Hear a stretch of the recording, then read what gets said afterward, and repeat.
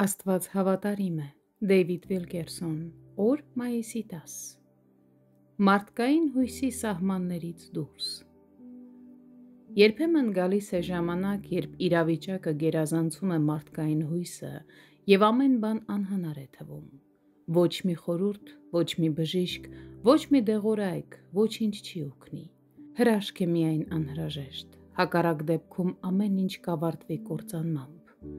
Այդպիսի պահերին միակ հույսն այն է, որ ինչ-որ մեկը պատասխանատվություն ստանձնի և վճռականորեն հետևի Տեր Հիսուսին ասելով. «Ես չեմ հեռանա, մինչև չլսեմ Տիրոջից նրա խոսքը։ Նա պետք է ինձ ասի. ամեն ինչ արված է, հիմա գնա այս ճանապարհով»։ Հովհաննեսի ավետարանում մենք հանդիպում ենք հենց նման իրավիճակի՝ մի ընտանիք, որը հայտնվել էր ճգնաժամի մեջ։ Մի ազնվական մարդ կար, որի որդին Կափառնայումի մեջ հիվանդ էր։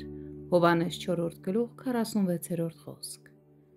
Սա նշանավոր ընտանիք էր, գուցե նույնիսկ թագավորական։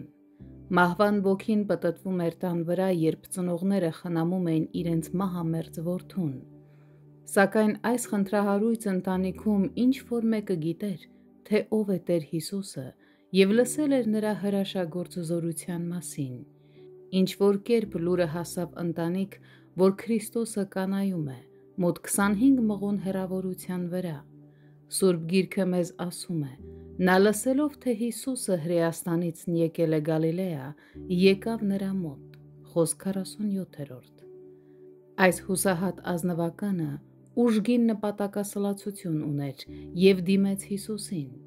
Աստվածաշունչն ասում է, որ նա աղաչում էր, որ իջնե և իր որդուն բժշկե, որովհետև մեռնելու մոտ էր։ Ինչ հրաշալի պատկեր է բարեխոսության մասին։ Այս մարդը ամեն ինչ մի կողմ դրեց և Տիրոջը փնտրեց նրանից խոսք ստանալու համար։ Քրիստոսը պատասխանեց նրան. «Եթե նշաններ և հրաշքներ չտեսնեք, չեք հավատա»։ Խոսք 48։ Ինչ նկատի ուներ Տեր Հիսուսը դրանով։ Նա ազնվականին դրանով իսկ ասում էր, որ հրաշքով ազատագրվելը նրա ամենակարևոր կարիքը չէր, ընդհակառակը, նրա առաջին խնդիրը նրա հավատքն էր։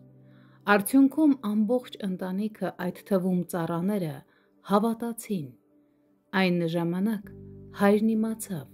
և հավատաց ինքը և նրա բոլոր տունը։ Խոսք 53։